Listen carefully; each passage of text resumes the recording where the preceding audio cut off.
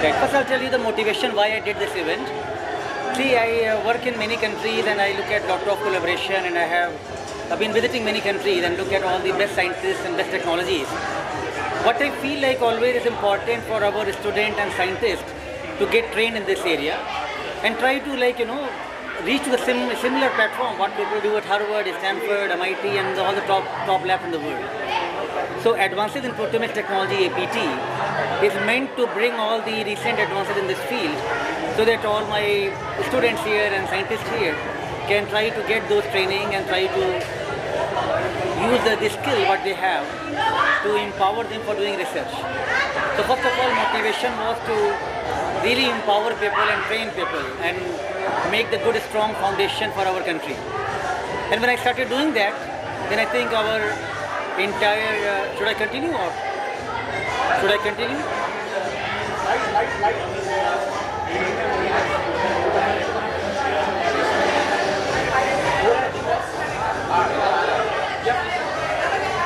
So once I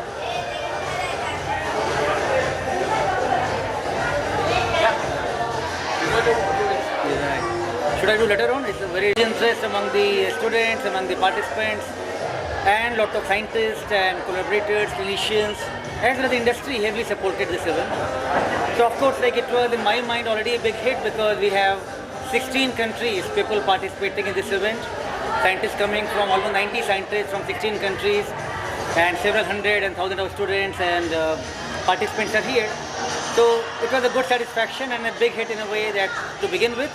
But I feel very satisfied that how the response are coming now, and let's hope that this is going to be useful for many collaborations to come.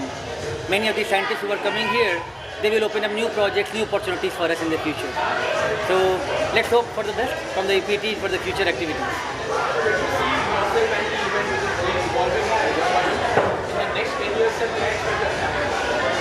Well, I'll be very happy if our people are publishing to the same top journal what anybody from the top US lab publishes, right?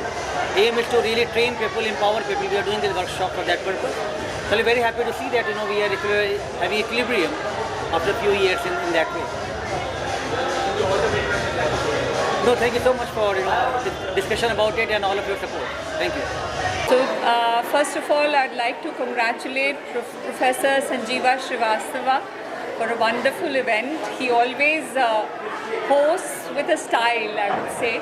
It's amazing how this has been put together so beautifully, both in terms of scientific talent as well as social upliftment and recognition of the society. I think it is about the entire society coming together to celebrate science, and this is the most beautiful part of how everything is brought together by him and his team, Professor Srivastava and his team. I feel that they have a special knack to showcase the talents, the local talents also wonderfully. And of course, it's also a celebration of science, and in the vicinity of that celebration is also the social upliftment happening and the inspiration to the younger generation through what they see with established world-class scientists as well as what they see with local talent. So an amazing get-together and amalgamation of different kinds of thoughts and talent. Yeah, fantastic. Now in the next 10 years, where do you see this event developing?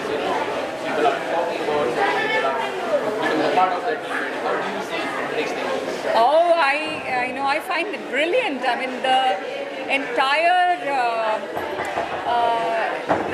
just the spirit of the event is so vibrant.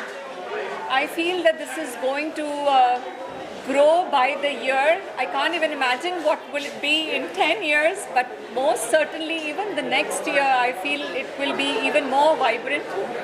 But I'm not surprised because the leader is such. Professor Srivastava is such that there is so much of energy, and I was just telling him, how do you get it? How do you get the inspiration? How are you so motivated? So I feel the event itself has so much promise that within the next few years it would be one of the most talked about events. I can't even imagine what 10 years later would bring. So many congratulations to the organizers. Can you just tell us something about how is the collaboration association with the from Pika? Can you just tell us something about that? One of the things, so I'm a clinician, and one of the things that really would make a difference and bring about transformative change is if we can bring in translational science along with the clinical science. So it's about bench to bedside. So when we witness such events where researchers who have established their footing in this particular area of translational science, and we bring them abreast with clinicians like myself, we are able to help give a different translating message to the clinical side of things. So I hope for new biomarker findings, I hope for novel pathways, I hope for novel drug development. And as a precision oncologist, this is being very ambitious, but this is also real because you have all the speakers. Thank you so much, and wish you all the best to you guys. Thank you for having me. Hello, my name is Johan Schwenk. I'm a professor of translational proteomics from Stockholm, Sweden. I work at the Science for Life laboratory, part of the Human Protein Atlas project, and my main research interest is in studying the proteins circulating in blood. So, what do you want to say about this event that we are attending today, that Omics? What is the first thing that came to your mind when you heard that name, Omics, and how do you associate with your technique or your technology that you have created recently? Yeah, so I mean, Omics is of course a mix of emotions, I would say. It brings a lot of color, a lot of movement and experience, and I think also it expands the perspectives that we gain when we work in different environments, when we present ourselves to different things, and I think it's really an experience that will of course resonate for a long time. So was it technology that you have created, understanding that you get cancer with just blood? I would like to understand more about that. Can you please tell us? Yeah, so what we are doing at the moment is to analyze small drops of blood that we ask the person to donate themselves. And so we send these cards to the person's home instead of them having to come to the hospital or the doctor's office. And then we try to measure as many proteins as we can to investigate whether there are signals that a person is getting sick. For instance, if there's early signs of cancer, or if they're not responding to a treatment, or if the treatment is actually doing harm. Where do you see yourself evolving in the next 10 years, this technology? Who do you see evolving over the years? Yeah, I think it will maybe become a routine, so we can actually test the whole population, and not only those that are coming to the hospital because they are already sick. I think that's a big problem, because when you are already sick, it's much more difficult to treat the disease, for example, cancer. But if you routinely get a deep health check with deep information, then I think you will have much bigger chances to pick, for instance, a disease when it's just about to start. So that's of course one thing, and then you can go in with a more personalized treatment to really prevent that the disease starts. So that's, for instance, one thing. And the other thing is, of course, if people are already taking medication, you can go in and check how are they actually responding to the medication when you think about the disease, but are there any side effects? And can you reduce the side effects so that the person is feeling better? Thank you so much. Thank you. Thank you, guys. Okay, my name is Joshua LeBaire, and I am a professor at Arizona State University in Arizona in the United States. My background, I'm a medical oncologist, so I'm a cancer doctor, and also I'm a biochemist that studies how molecules contribute both to disease and how we can use those molecules to find disease. Okay, all right. And sir, I mean, you're here in IIT Bombay, one of the most reputed colleges in India, Coming over here, have you come before over here, and was it the first time you've been here? This is actually the fourth time that I've been in India now. Okay. I've been to IIT Bombay a couple of times, and then also I've visited a couple of other places like in Delhi and elsewhere. But I do enjoy it, especially here in Mumbai. Okay, fantastic. So tell us something more about this event which is happening today in IIT Bombay, which is the Omics. So what does it say about, and how you have become a part of this thing, and tell us something more about your contribution to the event. Yes, so I think it's important to think about what we mean by mood omics and what that represents. And it really is a revolution in science. In the last century, in the 20th century, it was the century of the microscope. We looked at things under a microscope and used that to tell us about what we were looking at. But in the 21st century, it's really the century of the molecules. And we look at molecules, there are millions of them, and they tell us all kinds of important things about diseases, what causes the diseases, how do we find the diseases. And omics is a reference to how we measure all of those molecules. In the old days, we would measure one or two of them at a time, but nowadays, we look at many of them all at the same time. In my case, my lab's interest is in looking at many proteins. And so we've devised a molecular array system called a protein array that displays thousands of proteins. And we can probe those with blood from patients to see if we can use those to help identify diseases. Other people are looking at gene expression, or they are looking at the structure of chromosomes, or at metabolites in the blood. But all of those together make omics, and mood omics is a celebration of the value of these omic approaches to solving biology and advancing medicine. Fantastic. So in the next 10 years, where do you see this technique, I mean, in India, in world, how it's going to develop more and more, helping people all around? Yeah, so mood omics is going to change the way medicine is practiced in the next 10 years. In the old days, when I was first trained as a cancer doctor, there was only one diagnosis of breast cancer. It was ductal carcinoma of the breast. And there was really one therapy for it. Nowadays, we already know there are 5 at least, and maybe more like 10 different subvarieties. And we're already employing that in which drugs to use for patients and how to treat them best. In the next 10 years, that's going to get even better. We're going to get even more specific about identifying diseases, understanding the medical causes, and then coming up with therapies that very selectively treat those. Already, we are seeing decreases in mortality among many cancers because of all these molecular therapies, and I think that's going to continue even more. So I think this whole mood omics is really going to contribute to huge advances in medical therapy. Fantastic. Yours, wishing you all the very best, and thank you so much. Thank you so much. My name is Dr. Bipin Nair. I am the head of our School of Biotechnology at Amrita University in Kerala, and I'm also the Dean for Life Sciences at Amrita University.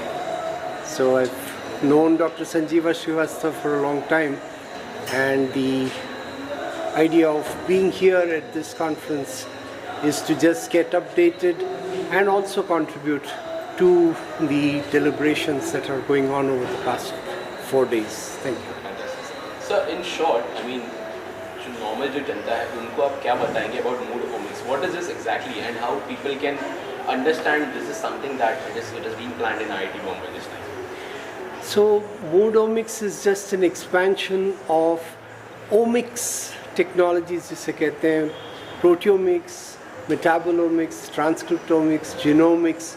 So an understanding of the processes that are in place in all living systems, और वो समझने से getting a better understanding of these processes, we would be able to better understand disease states, better look at how these things, these conditions can be cured, can be diagnosed, and you can have a better health situation.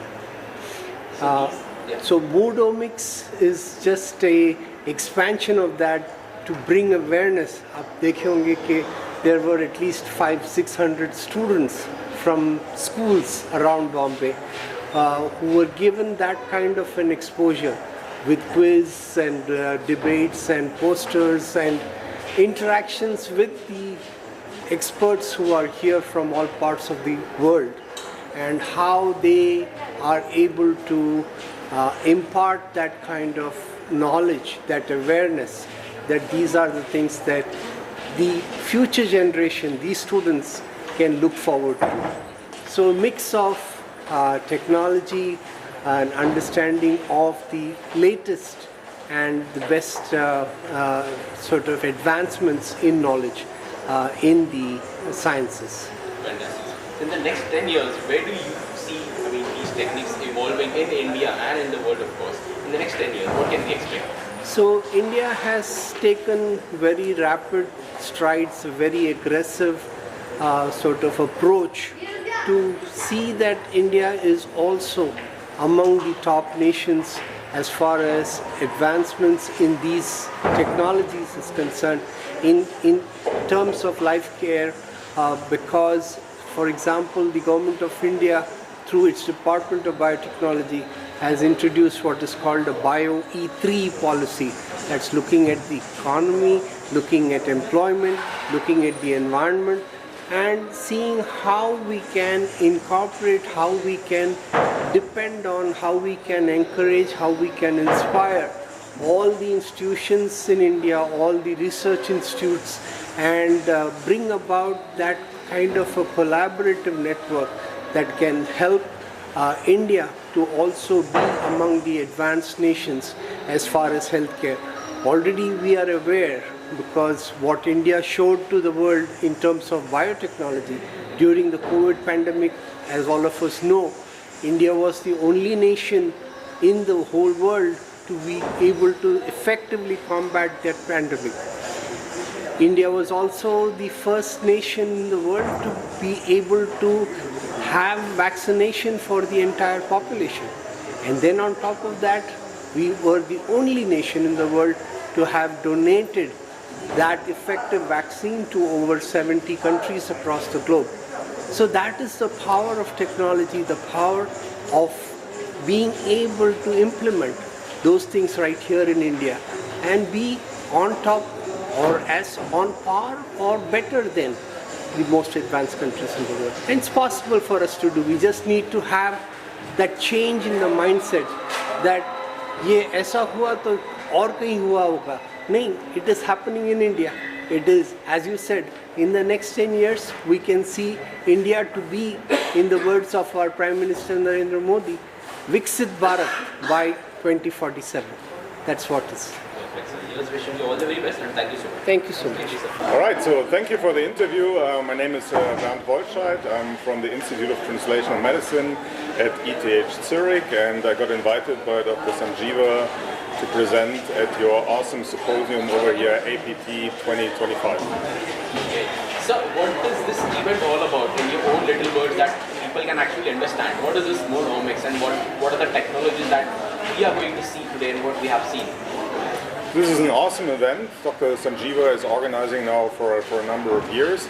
It brings together the community, the worldwide community interested in omics technologies. It allows us to connect not only with Indian scientists, but also, as we saw in the morning, with the next generation of scientists. So that was actually quite amazing. All the school kids which came over, and we gave a number of TED Talks in the morning to kids from different schools. I had a number of discussions afterwards and got them excited about the technology, about the impact of the technology, and how we can take the technology to the next levels for the benefit of patients. Any specific specialization that you like over here? Any specific technology that you want to share with us? What's the best thing about this particular event that you are doing? Yeah, certainly. I mean, the event is focused on also proteomic technologies as one of the omic technologies. And as you saw from the presentations of Stephen Pennington and also from Josh LeBaire, it's about cancer, it's about eventually finding new biomarkers. It's about the idea that we can take technology into the clinic and for the benefit of patients. Thank you so much. All the best. Thank you. Thank you. Namaste. मेरा नाम Dr. Rashmi Rana and I'm from Sargangaram Hospital, New Delhi, India. So basically we are working on brain tumor. So brain tumor एक दिमाग का बीमारी होती है जिसमें दिमाग में गांठ होती है. So हमने सोचा कि अपना प्रोटियोमिक्स जो ये कॉन्फ्रेंस भी APT advance proteomics technology as a proteomics person, why not we doing this as a early detection biomarker? So we find out there is one biomarker that is called galectin-3 binding protein, and that can detect brain tumor in plasma at early stage. And that we have been patented through our government of India, and we have published couple of articles in this. So now we are hoping we can detect brain tumor using plasma samples before any surgery or any clinical management of the brain tumor.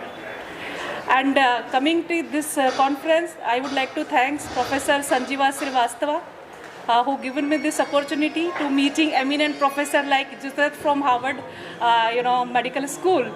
She is working on neuroscience, and other, eminent professor around the world. And Professor Sanjeeva always having a, moodomics, proteomics, and fun here, science plus cultural things, and we enjoyed. Thank you, Professor Sanjeeva and IIT. Thank you so much. Namaskar. Oh, hello. My name is Professor Graham Ball, and I'm the founder and Chief Scientific Officer of a company called Intelligent Omics.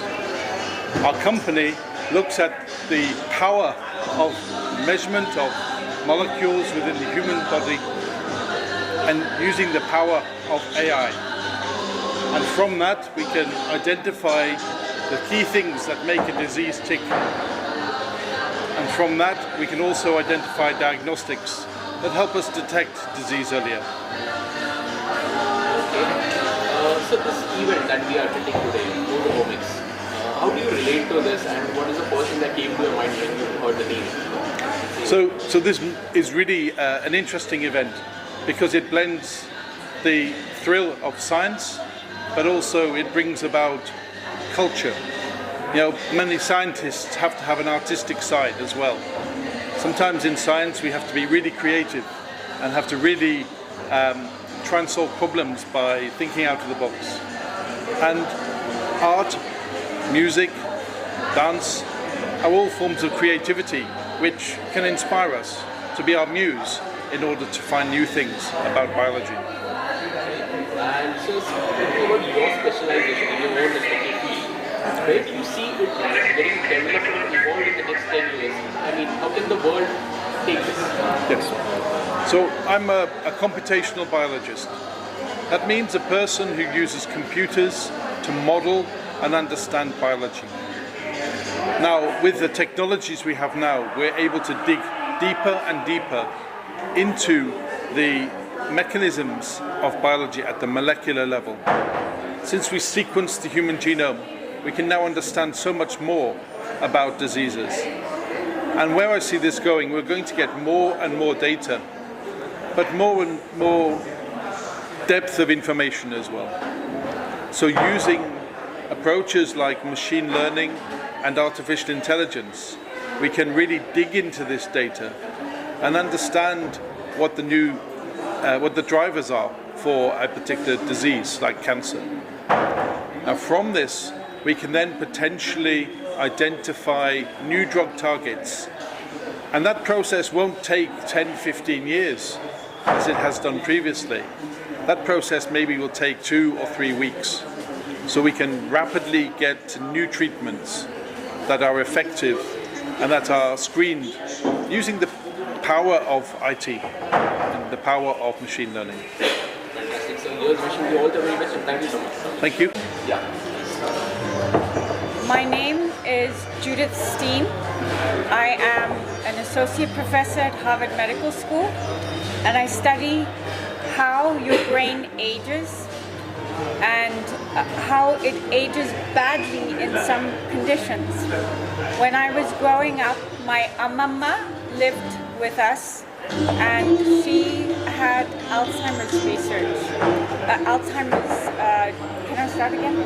Okay, sorry.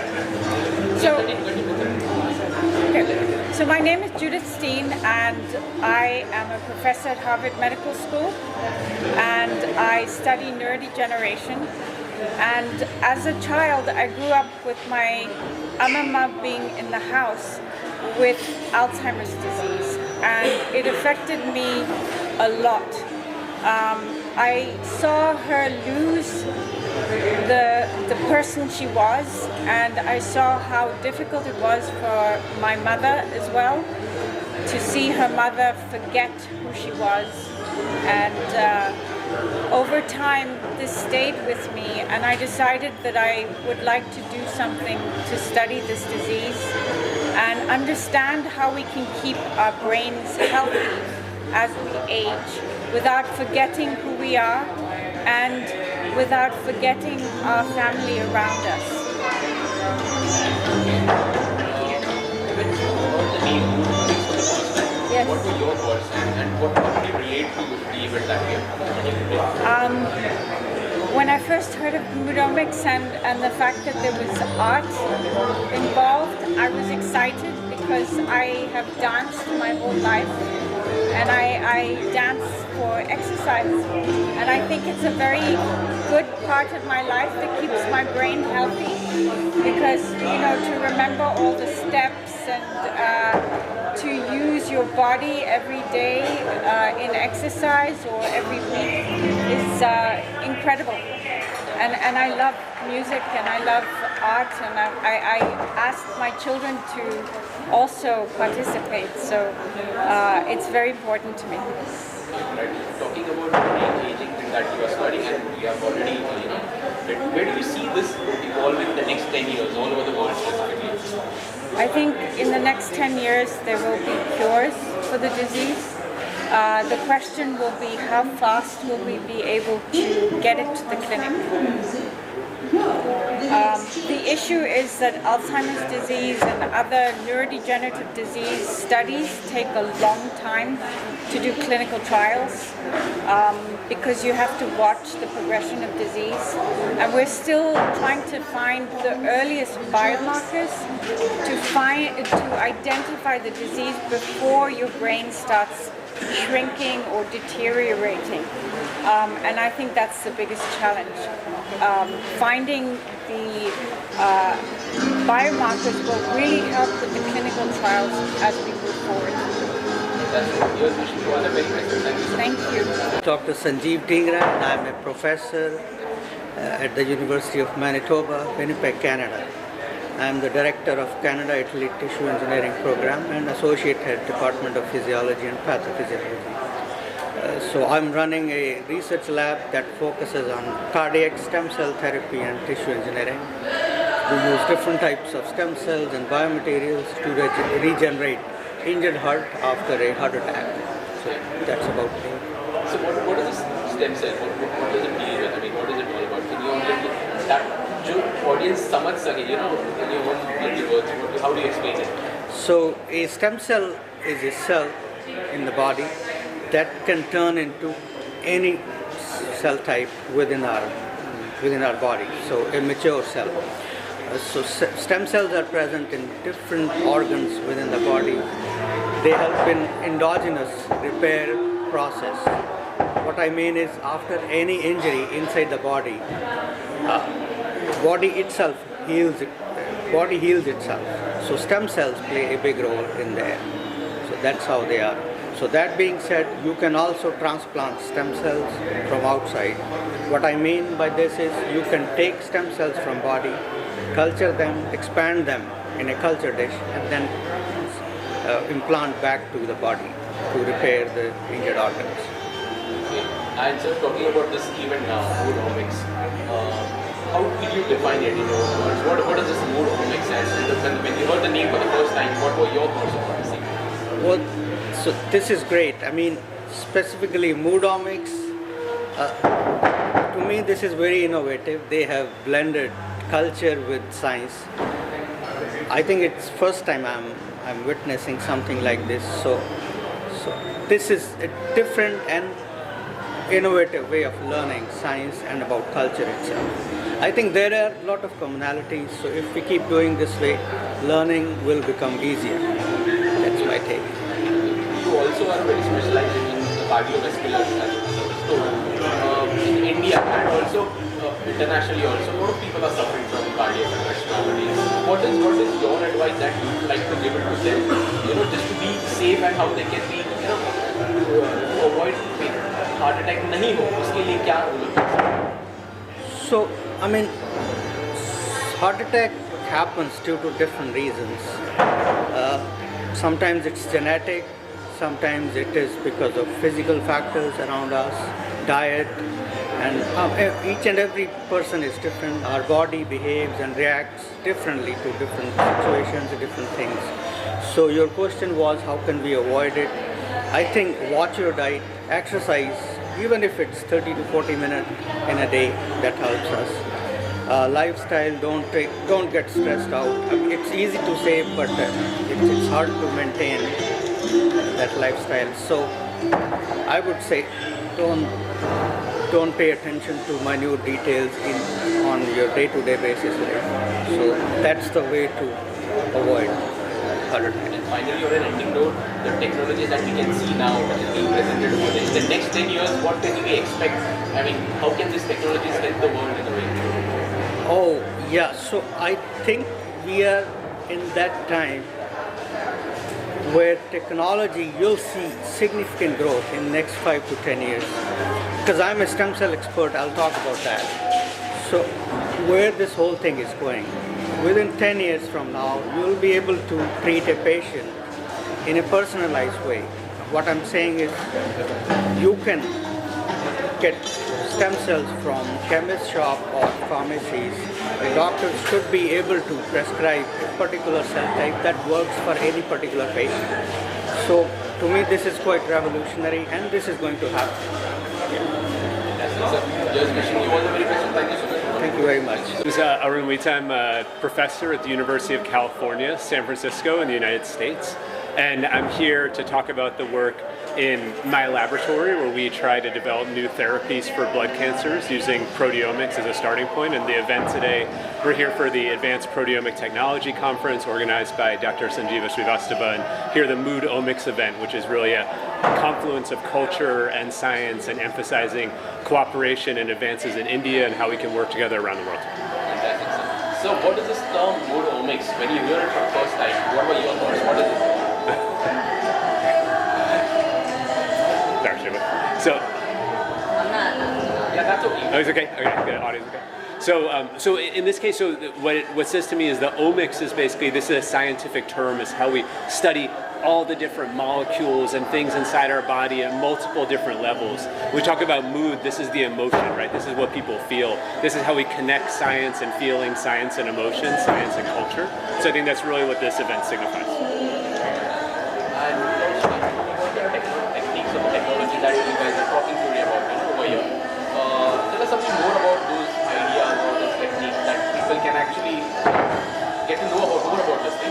Sure. So basically, what we do in my laboratory in particular is what we try to discover is new ways to treat patients with blood cancers.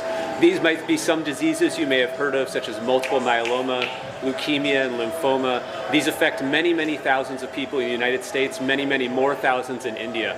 And what we try and do is many of these patients have these cancers that are very deadly. We don't have enough treatments, we don't have enough cures. So what we try and do is we use these omics technologies essentially to identify new targets where we can design and engineer proteins and our own immune cells to attack and eliminate the cancer. And so that's really what we do in my group.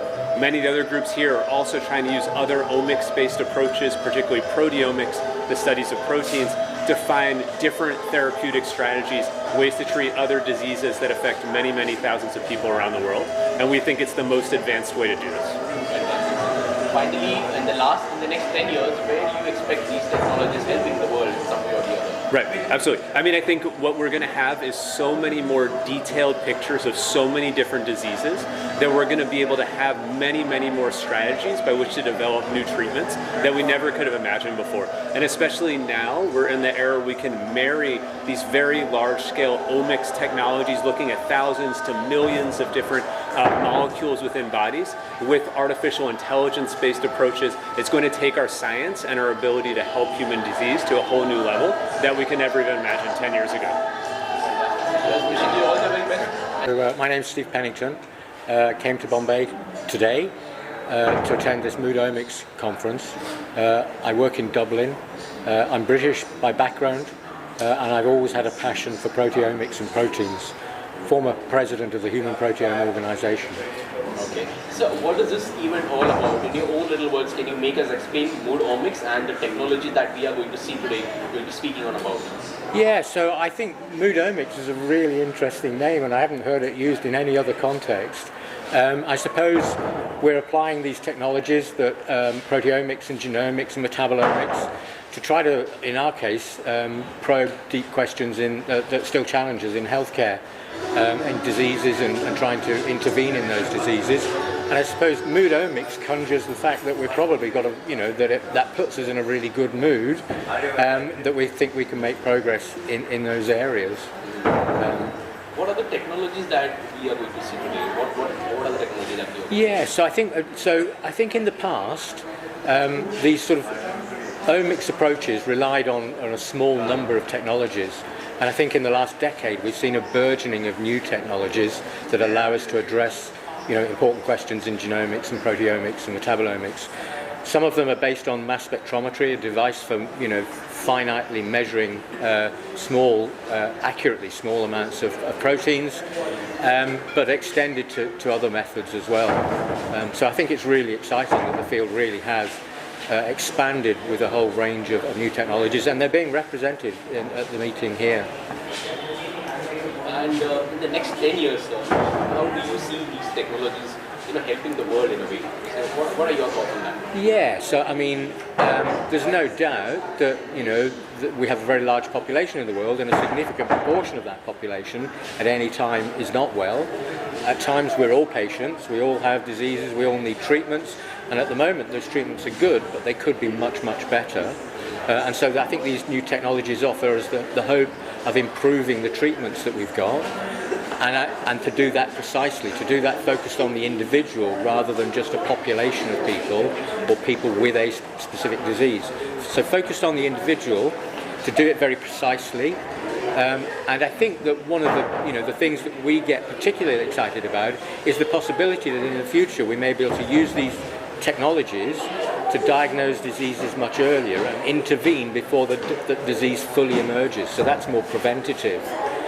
So I think that's a really exciting possibility for the future.